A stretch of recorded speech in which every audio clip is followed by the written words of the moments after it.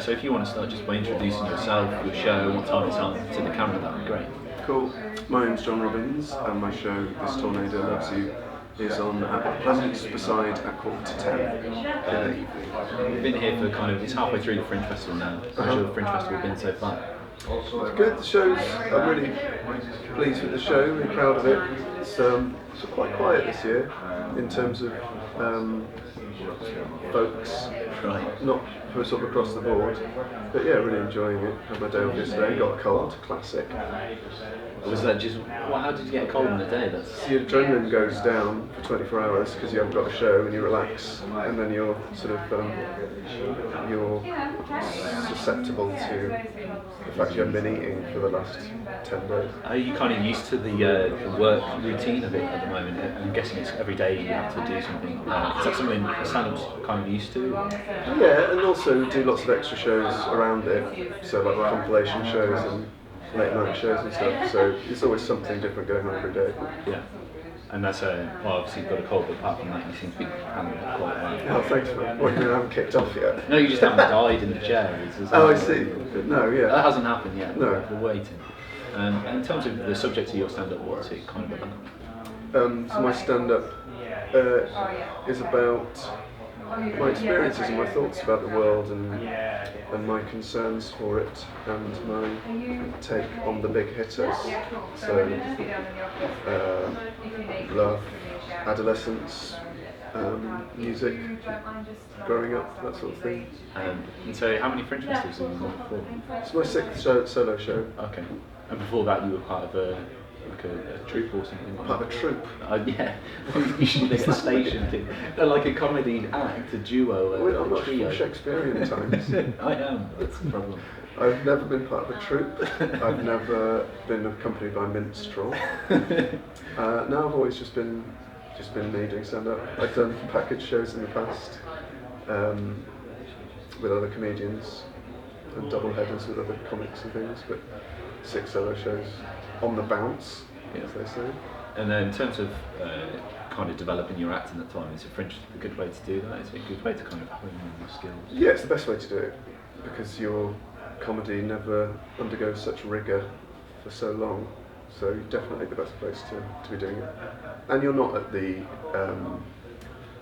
mercy of sort of club audiences, who are usually lovely, but sometimes you have to adapt to them. But at least here you can go, no, this is me, this is what I do. Take it or leave it. Is that a real difference between like doing the club scene and coming up here? Is the audiences are different in ways? Yes, they are different, but you'll still have a stag do come in one night and have to ask them to leave. Have you had a stag do in yet? I have had in the past, not this year. There was a guy dressed as a jockey near the queue for my show this year, and I was just about thinking, please don't come in, please don't come in, please don't come in. Luckily they didn't come in. The jockeys are quite short, maybe you got in and you Well, he was dressed as a jockey, but he was quite big, Right. so it was sort of weirdly belittling and imposing at the same time. just taking the mick out of jockeys essentially. Yeah, it's one of those stag do things. We go to some. In terms of, have you got to see much of this stuff as well in the Fringe? No, not really. No. I find it quite hard to see stuff before my show, because my show is on late this year. I find it quite hard to fit other stuff in. I always like to see Henry Packer, but we clashed this year, so alas, I haven't seen him. But I've been doing a live podcast with Josh Widdicombe for his XFM show, which is really good, because I have a show with Ellis James on Saturdays on XFM, so that's really nice. And done set list and a few other fun late night things. I also did live karaoke singing as Freddie Mercury, which is the best thing I've ever done in my life. Did you were you doing the voice as well? Did you Yes, go all out? full works. Was there any props? Costume. Oh, you went full. Full Freddie, mate, full Mercury. You just insulted stag do guys for dressing up, and then Freddie Mercury. Hey, if they'd come dressed as Freddie Mercury, they'd have been welcome. They As long get as free. they was respectful. This has been recorded. Do they get a free entry if they are Freddie Mercury? No, not at all. Let's not start that, because I worried that it would not be an homage to Freddie, it would be some kind of amusing joke. But I hired a costume from a shop and did Somebody to Love, based on Milton Keynes' 1985 full version. Yeah, the Milton Keynes Bowl. Yeah, Live on Fire, live at the. Are you a Queen fan? I was, is it? What the fuck, mate? This interview just got interesting. You were a Queen fan. I'm not a Queen fan. So how you said I was a Queen fan? I'm not What happened? obsessive. I used to watch the videos a lot. Great. And why did you stop? The videos tapes, they ran out. But get DVDs. There's so much more to learn from them. Okay. As an adult. That's fair enough. I'll take that into my future life. Don't take it into future life. Do it now. What was your favourite Queen video? I like Milton Keynes Bowl. That was really good. Good stuff. Because they do Hammer to Fall on that, which is a very good song, but it's very underplayed. They do, but they did Hammer to Fall at Live Aid and Wembley in '86. Yeah. So what's your problem? I feel like I've hit a wrong note now. No, saying what. hey, the amount of interviews like this you do that sell fuck all tickets, fuck all people watch them, and finally you've said something interesting, so let's go for it. What are your favourite Queen songs? What are my favourite Queen songs ever? I like Seven Seas of Rye, which Great. is... Yeah.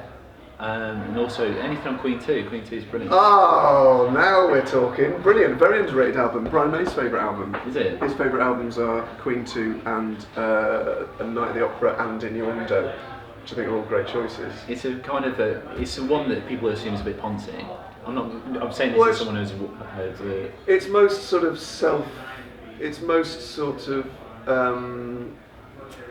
that sort of Led Zepp impression that people accuse Queen of doing wrongly, but that's their sort of very prog type album. Don't you find it weird that they got sponsored by Adidas? Queen? Yeah. Why would that be weird? That's weird though. Are they sponsored by Adidas? They were. You watch any video, you watch all your tapes back.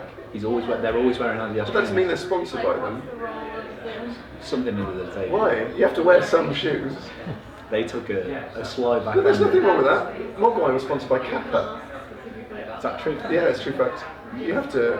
I mean, if anyone wants to sponsor me, for example, New Balance or Gap or the leather shop on Camden Road, I'd more than happily take one. There's a show up here that is taking a lot of money in sponsorship from a company, which the show is about, which I'm not going to tell you, but it's not mentioned in any of the PR surrounding the show. I think that's a good note to end it on. No, we're not going to end it. We're going to talk more about corporate sponsorship. This Fringe is sponsored by Foster's. Yeah, I know, I understand that, but Queen are a band, they're not an event. Their shows are events, I'll give you that. Yeah, but surely what if Adidas went to them, can you like sneakily put us in the lyrics? Well, then I think they would have drawn a line. I don't know, I think Roger Deacon would have done it. Who's Roger Deacon? I think Roger Deakins is an award-winning DOP. Roger Deacon is the... Oh dear. Roger Taylor, John Deacon. Wow. Well, game, set and match to Robbins on a technicality. I need to watch my tapes again. But it's an interesting sponsorship because obviously if it does influence the art itself, you have a very valid point. However, if you have to wear clothes and 10 million people are going to see you wear those clothes, I can understand you going, give us the free shoes. They probably just got shoes free. I know comedians who did a show for Converse and got free Converse. But the difference is that Queen are a rock band, right? And so it's not very rocky to go, here's a pair of really comfortable trainers that will get you through. But all rock bands would get their equipment for free from the suppliers in order to use them. So Marshall or Vox or Gibson would give them free gear. Yeah, but they're very established rock bands, whereas Adidas, what were they in the 80s? They were for jogging. Well, what were Marshall in the 60s? Band. But you don't know to what extent people using their products made them become the sort of staple rock band. If you turn this off, I'll be very annoyed.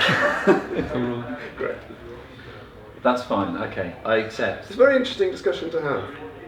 For example, in America, this is not a conversation because you have products in sitcoms.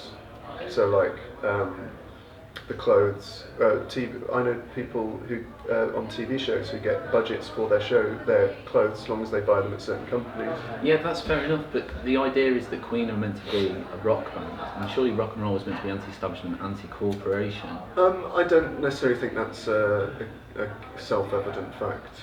Maybe not, but surely you can still say it is. It's not. But if you say all rock and roll bands have to be anti-establishment, then that's no, not that they have to be anti-establishment, but they have to be at least non-corporate. The whole point of rock was that it was meant to be this non-corporate movement, surely. No, I don't think so. You could say that about comedy. Does comedy have to always kind of bring down the big man?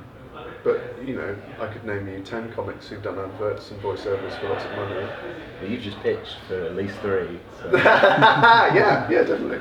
I mean, I would say I wouldn't do adverts, but that's a very easy position to be in when you're not offered any adverts. You could do an advert for us now if you really wanted to. For who? Wow 24/7 if you wanted to. Well, I would do, but the sort of parent company you work for haven't published my review yet, and they came in 5 days ago. Okay. So I mean, I'm still on the fence as to What how if we behind. supply you with trainers? If you supply me with trainers, if you got me a pair of New Balance, what would I need to say? You for can't that? choose them, sorry, it'd just be Wow 24/7 trainers. Oh right. No, I'm not comfortable with that because you don't have a background in trainer manufacture, so they might be shoddy. Yeah, but you've got to establish that background, you've already said that with the Martians. Yeah, that's true. Okay, I'd need to see the trainers first. I'd need to go for a test walk. Okay. But I'm sure we can come to some arrangement. Sure. It's great. Thank you very much for your time. Thanks for having me, man.